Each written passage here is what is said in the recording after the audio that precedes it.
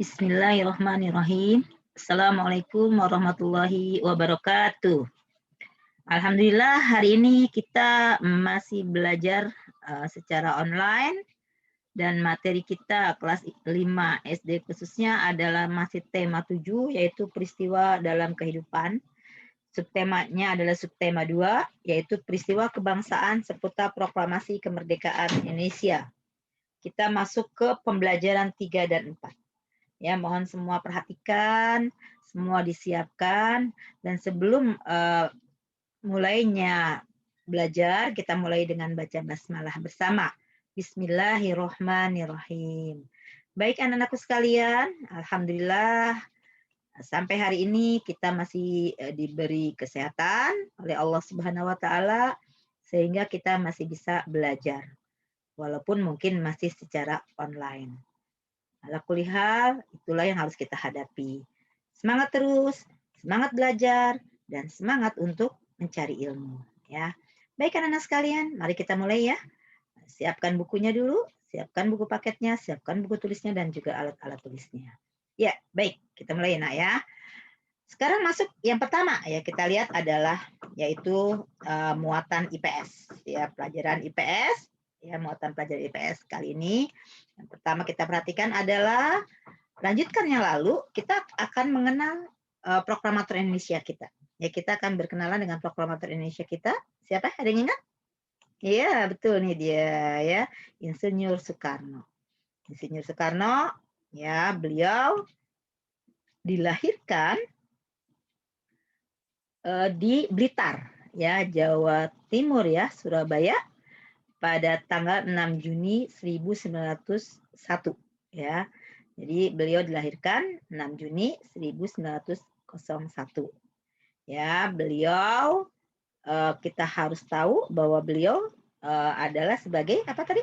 Ya, Bapak Proklamator Indonesia. Tuh. Selain sebagai Bapak Proklamator Indonesia, Pak Karno ya, Bung Karno juga mempunyai julukan disebut dengan Singa Podium. Mengapa? Karena ya yang harus kita ketahui, Bung Karno adalah seorang orator. Orator itu adalah orang yang suka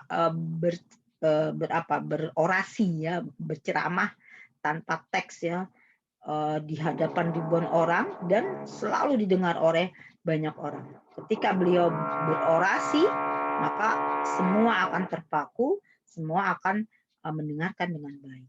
Selain itu, beliau juga menguasai banyak bahasa asing. Jadi kalian juga harus pandai itu ya, harus bisa berorasi, juga bisa menguasai bahasa asing ya, sehingga kalian akan sepandai Insinyur Soekarno ya. Kemudian kita pahami juga ya bahwa presiden pertama Indonesia. Jadi Pak Karno adalah presiden pertama Indonesia. Ya, menjabat dari tahun 1945 sampai dengan 1967 ya. Kita lihat sekarang adalah tentang pendidikan.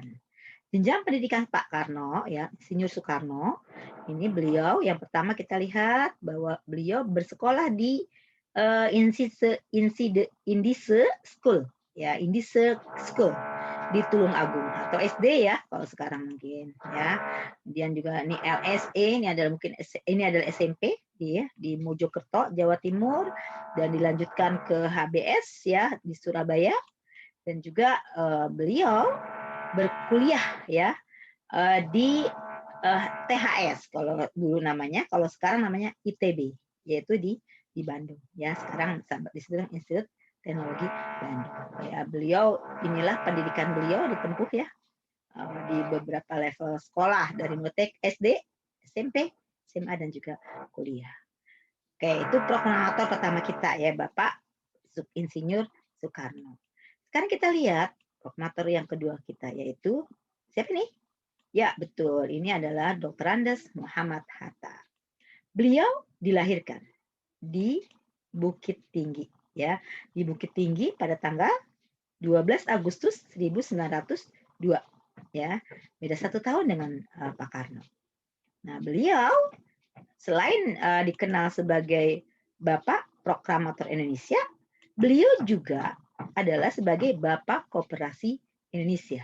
Jadi beliaulah yang mempunyai konsep tentang koperasi yang sekarang berkembang di Indonesia. Nah, beliau mendapat julukan sebagai Bapak Koperasi Indonesia. Ya, selain itu, beliau juga kita pahami adalah sebagai Wakil Presiden pertama di Indonesia, menjabat dari tahun 1945 sampai dengan 1957. Bagaimana tingkat pendidikannya? Kita lihat ya, bahwa beliau Muhammad Hatta, ya Dr. Andes Muhammad Hatta, tingkat pendidikan dasarnya di sekolah dasar di Melayu ya, Fort de Kock ya. Kemudian beliau juga ke LLS di Bukit Tinggi, dan kemudian beliau juga melanjutkan ke Mulo ya, kalau sekarang mungkin SMA itu ya di Padang, dan beliau berkuliah juga ya di HMS di Jakarta. Ini adalah pendidikan Dr. Andes Muhammad Hatta sebagai Bapak Proklamator Indonesia sekaligus sebagai Bapak Koperasi Indonesia dan sebagai Wakil Presiden pertama Indonesia. Oke, kita pahami itu ya sebagai proklamatornya. Kemudian kita lanjut ya nak ya. Ketika mempertahankan kemerdekaan Indonesia itu tidak mudah. Ternyata banyak sekali usaha-usaha dari pihak-pihak luar yang ingin tetap menjajah Indonesia. Oleh sebab itu, rakyat Indonesia melakukan perlawanannya. Berbagai peristiwa heroik itu bisa kita lihat. Kita ambil contoh ya sayang ya. Nah, yang pertama, kita perhatikan. Yang pertama adalah peristiwa heroik di Yogyakarta. Ya, peristiwa heroik di Yogyakarta. Ya, perebutan kekuasaan di Yogyakarta dimulai pada tanggal 26 September 1945 sejak pukul 10. Ya. Para pegawai pemerintah dan perusahaan yang dikuasai Jepang melakukan aksi mogok. Karena sudah tahu ya, 26 September ini kan berarti sudah merdeka. Kita merdeka pada tanggal 17 Agustus 1945. Jadi sampai tanggal 26 September itu pemerintah Jepang tidak mau menyerahkan ya kekuasaannya untuk apa? Untuk mengembalikan pemerintahan itu kepada dan perusahaan itu kepada Indonesia ya.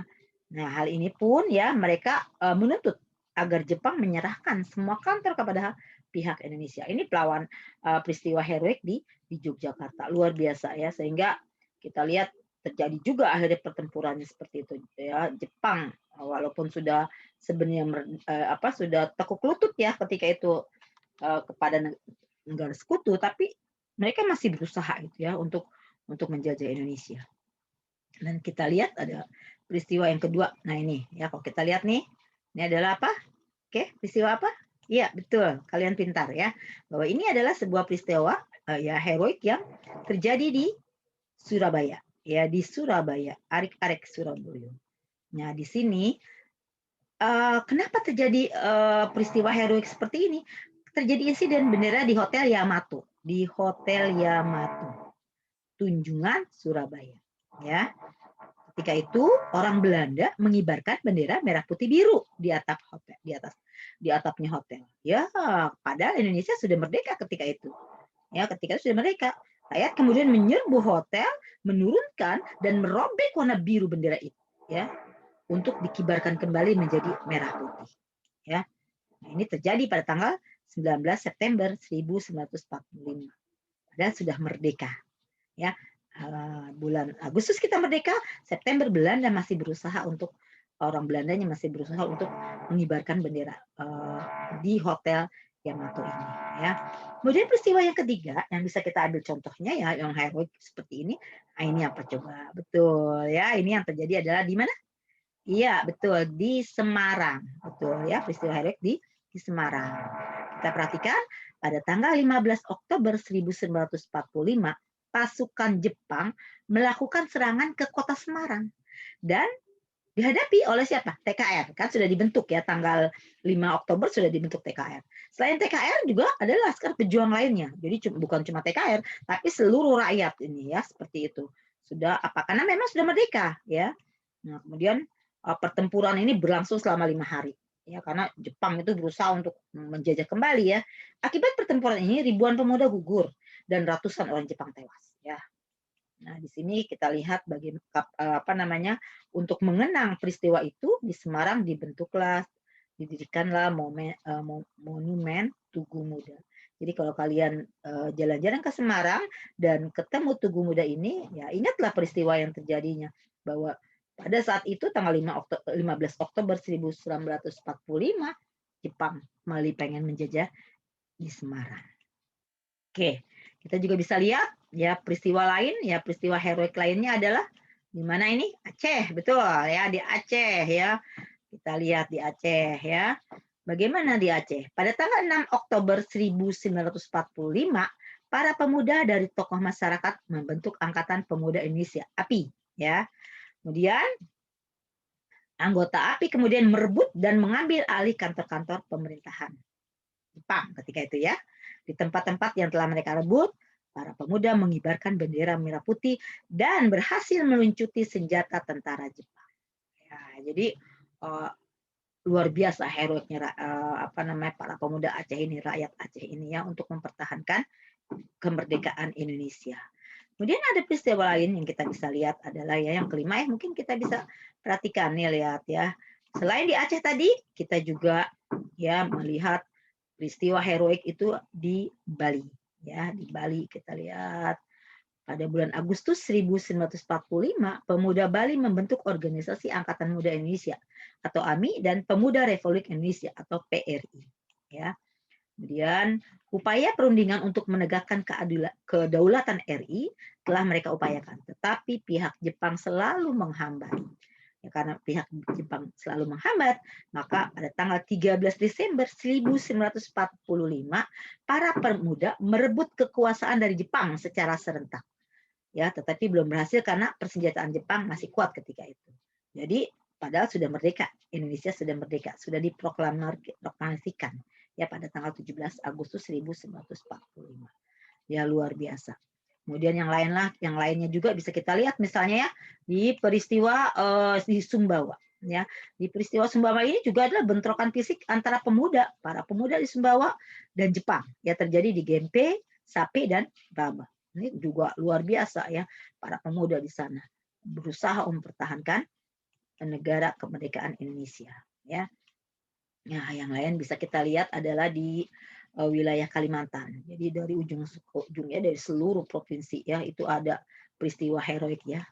Kalimantan bisa kita lihat adalah rakyat Kalimantan juga berusaha menegakkan kemerdekaan dengan cara mengibarkan bendera merah putih, memakai lencana merah putih dan mengadakan rapat-rapat raksasa. Ya, rapat-rapat untuk apa? Untuk membahas ya hal-hal yang mempertahankan Indonesia. Namun kegiatan ini dilarang oleh pasukan sekutu. Nah, ini sekutu ya. Jadi pasukan sekutu ketika itu melarang yang mereka sudah tiba di Kalimantan, tapi dilarang. Nah, oleh sebab itu rakyat tidak menghiraukan, ya, tidak menghiraukan larangan sekutu, ya, sehingga pada tanggal 14 November 1945 di Balikpapan, depan markas sekutu, berkumpul lebih kurang 8.000 orang dengan membawa bendera merah putih. Jadi ditunjukkan bahwa kita merdeka, kita adalah merah putih, ya seperti itu. Kemudian ada lagi peristiwa heroik ya dalam mempertahankan kemerdekaan ini, saya yang kita lihat misalnya ya di Palembang, ya Sumatera Selatan, ya Palembang Sumatera Selatan. Di sini kita lihat adanya upaya pengibaran bendera merah putih pada tanggal 8 Oktober 1945 yang dipimpin oleh Dr. Akagani. Ya. Kemudian kita lihat juga bahwa pada kesempatan itu diumumkan Sumatera Selatan berada di bawah kekuasaan RI. Ya, jadi diumumkan seperti hal itu. Ya, upaya menegakkan kedaulatan di Sumatera Selatan tidak memerlukan kekerasan karena Jepang berusaha menghindari pertempuran. Karena Jepang ketika itu sudah bangkrut, sudah tidak punya lagi persenjataan yang kuat, sudah tidak punya lagi keuangan terutama ya. Nah, yang bisa kita lihat lagi peristiwa heroik mempertahankan kemerdekaan Republik Indonesia ini adalah di daerah Makassar, ya di Makassar. Jadi seluruh Indonesia ya kalau kita lihat bagaimana mereka juga ya ketika itu Gubernur Samratulangi menyusun pemerintah pada tanggal 19 Agustus ya. Jadi 4 hari setelah kemerdekaan 2 hari setelah kemerdekaan disusunlah oleh Gubernur Samratulangi menyusun pemerintahan. Sementara itu para pemuda bergerak untuk merebut gedung-gedung penting ya seperti stasiun radio dan juga tentunya adalah tangsi polisi ya. Nah, itu yang terjadi. Sekarang kita lihat nak ya, ternyata tadi prosesnya itu sangat panjang. Oleh sebab itu kita perlulah untuk mempersiapkan pembentukan NKRI. Sebelumnya kita sudah bahas ya tentang peran BPUPKI dan juga PPKI. Nah, sekarang kita hanya memperjelas saja ya bahwa proses pembentukan NKRI ini yang pertama adalah dibentuknya kelengkapan negara, pemerintah ya, pembentukan kelengkapan pemerintah. Apa saja? Yang pertama adalah kita lihat ya. Ya, berdasarkan rapat PPKI tanggal 18 Agustus ya 1945 akhirnya memutuskan pertama mengesahkan Undang-Undang 1945 UUD 45 sebagai konstitusi, sebagai dasar Undang-Undang dasar ya sebagai konstitusi negara Republik Indonesia ya. Jadi undang-undang dasarnya dan memilih presiden dan wakil presidennya. Termasuk juga adalah pembentukan komite nasional yang dimana komite nasional ini akan membantu ya presiden dan wakilnya ya. Kemudian yang kedua, ya dalam sidang yang tanggal 19 ya, tanggal 19 Agustus 1945, PPKI juga memutuskan ya ini dalam pembentukan kelengkapan pemerintahan ya, yaitu menetapkan 12 kementerian. Jadi ada menteri, ya, ada menterinya, ada 12 menterinya. Dan yang penting nih Nak, ada membagi wilayah Republik Indonesia menjadi 8 provinsi. Jadi kalau ada sebuah pertanyaan misalnya di dalam ujian misalnya Nak ya, berapa provinsi yang dibentuk awal kemerdekaan? Jawabannya adalah 8 provinsi. Ya, kita lihat apa saja, ada Provinsi Sumatera, Jawa Barat, Jawa Tengah, Jawa Timur, Sunda Kecil, Maluku, Sulawesi, dan Kalimantan. Jadi ada 8 provinsi di awal kemerdekaan kita. Ini sesuai dengan keputusan PPKI ya tahun 1945 tanggal 19 Agustus. Ini adalah pembentukan kelengkapan pemerintahan. Jadi yang pertama seperti itu. Yang kedua yang dibentuk adalah ya pembentukan Komite Nasional Indonesia. Nah, kita perhatikan ya tanggal 22 Agustus 1945 PPKI memutuskan yaitu rencana pembentukan Komite Nasional dan Badan Keamanan Rakyat BKR ya. Kemudian Komite Nasional dibentuk di seluruh Indonesia dan berpusat di Jakarta ya, berpusat di Jakarta. Tujuannya sebagai penjelmaan dan cita-cita bangsa ya untuk apa? Menyelenggarakan kemerdekaan Indonesia yang berdasarkan kedaulatan rakyat. Jadi dibentuklah pembentukan Komite Nasional. Kemudian pembentukan yang lainnya adalah ya kita lihat pembentukan alat kelengkapan keamanan negara. Nah, ini penting kita perhatikan ya, keamanan negara. Jadi alat kelengkapan keamanan negara. Apa saja? Ya, kita lihat ya.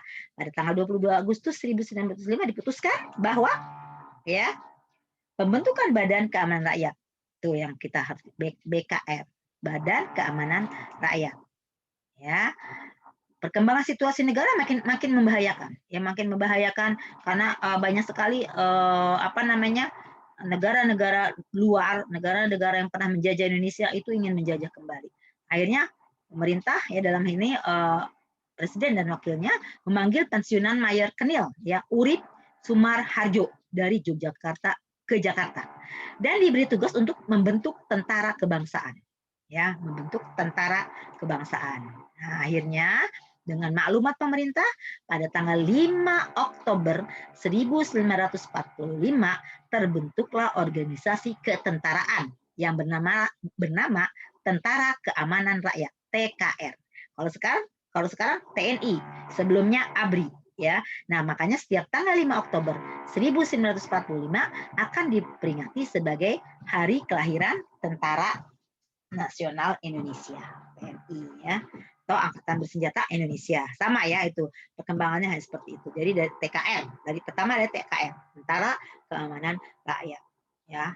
Kemudian kelengkapan ya, dalam proses pembentukan NKRI ini pun ada kelengkapan yang lainnya adalah pembentukan lembaga pemerintahan di seluruh daerah Indonesia. Jadi lembaga pemerintahan. Tadi alat negaranya, sekarang lembaga pemerintahannya. Apa saja? Kita perhatikan ya, bagian di sini. Sesuai dengan keputusan PPKI tanggal 18 Agustus 1945 bahwa ya Tugas presiden dibantu oleh komite nasional, ya, dibantu oleh komite nasional, namanya komite nasional. Kalau sekarang departemen ya menterinya, jadi komite nasional namanya. Kemudian di daerah-daerah tugas gubernur ya, kepala daerah juga dibantu oleh komite nasional di daerah. Jadi pemerintahan daerah ya. Kemudian pembentukan komite nasional Indonesia daerah yang ada di tiap provinsi merupakan lembaga yang akan berfungsi sebagai Dewan Perwakilan Rakyat Daerah (DPRD) sebelum diadakannya pemilu. Jadi sebelum ada pemilu, ada dulu Dewan Perwakilan Rakyat Daerah itu di tiap-tiap provinsi agar supaya nanti ketika pemilu berjalan dengan baik. Nah, itu bahasan pemilu akan kita bahas lagi di pembelajaran yang lain. Oke, ya sayang. Oke, sekarang kita masuk ke PKN. Ya, pelajaran PKN. Ingat, apakah ini? Ya, betul. Ini adalah lambang negara Indonesia, burung Garuda. Kita perhatikan ya sayang ya. Nah, yang menjadi fokus kita adalah segini. Ya, bahwa indahnya hidup berbineka. Bineka. Ini lihat kakinya ya atau ya kakinya hewan apa nih burung Garuda ini mencekram tulisan Bhinneka Tunggal Ika. Nah, ya, kita perhatikan bahwa semboyan Bhinneka Tunggal Ika nih yang ada di kaki burung Garuda, kalimat tersebut diambil dari kitab Sutasoma, karangan Empu Tantular, yang memiliki arti berbeda-beda tetapi tetap satu. Ya, Bhinneka Tunggal Ika, berbeda-beda tetapi tetap satu. Ya, kata-kata tersebut kemudian diberi makna yang lebih luas ya dan menjadi semboyan. Apa semboyannya? Meskipun berbeda-beda tetapi tetap satu juga. Bhinneka Tunggal Ika. Dan ini adalah semboyan Negara Republik Indonesia (NKRI) ya.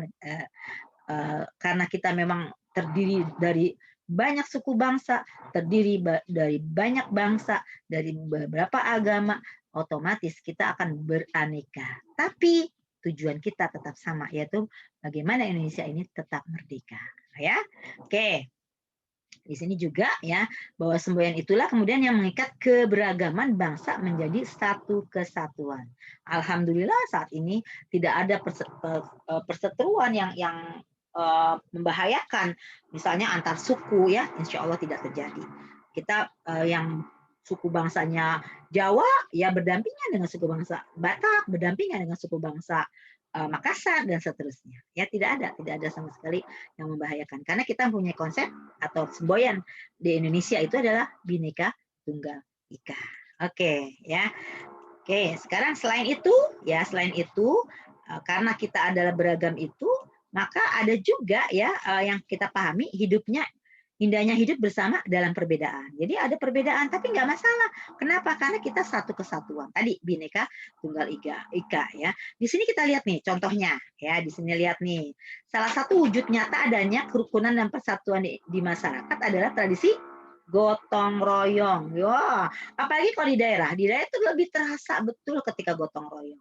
Ya, ada rumah akan dibangun maka seluruh rakyat atau seluruh penduduk wilayah situ berusaha untuk membantu semaksimal mungkin. Ya, bayangkan di sini aja ada gambar ibu-ibu ikutan ya seperti itu. Memang luar biasa ya. Walaupun mungkin kalau sekarang sudah mulai agak berkurang, tapi masih banyak kita temukan tradisi gotong royong. Nih di sini ya, ini contohnya apa nih? Gotong royong membangun rumah. Ini contoh yang luar biasa ya. Kenapa? Indahnya hidup bersama dalam perbedaan ya. Gotong royong melibatkan semua unsur masyarakat ya, luar biasa. Dan ini budaya gotong royong inilah yang harusnya ada terus di kita karena ini budaya yang luar biasa baiknya ya, saling bekerja sama ya.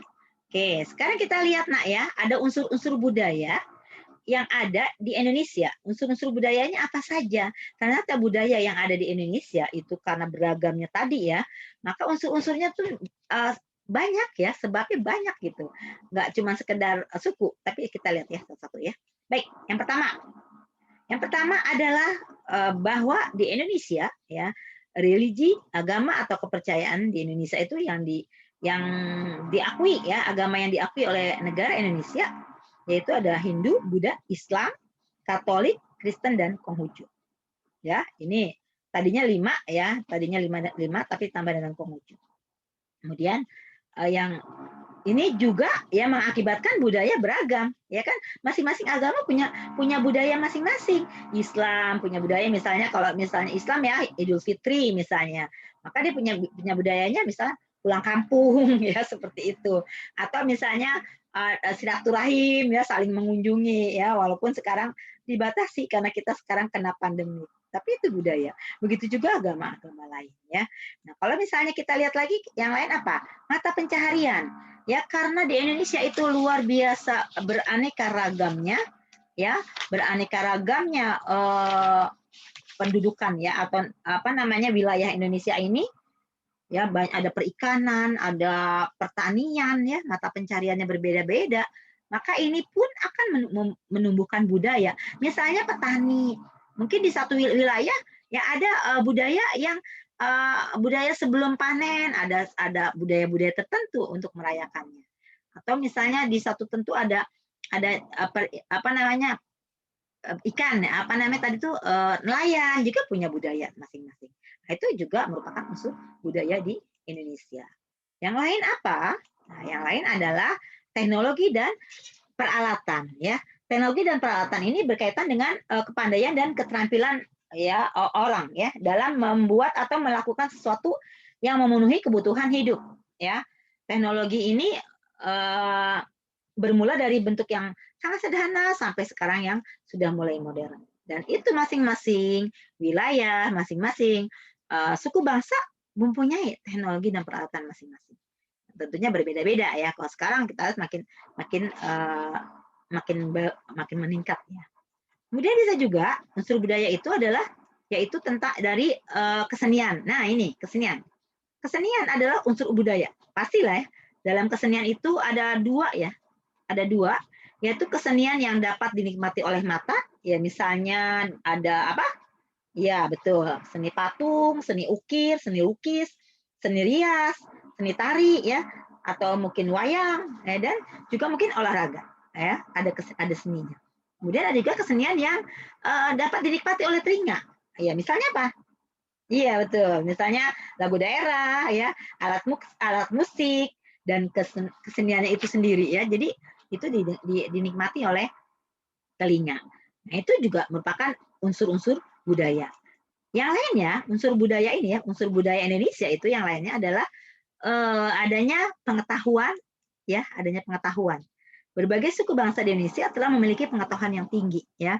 Ini luar biasa ya, apalagi sekarang ya semakin semakin canggih, semakin bisa berkembang wilayah-wilayah tersebut ya.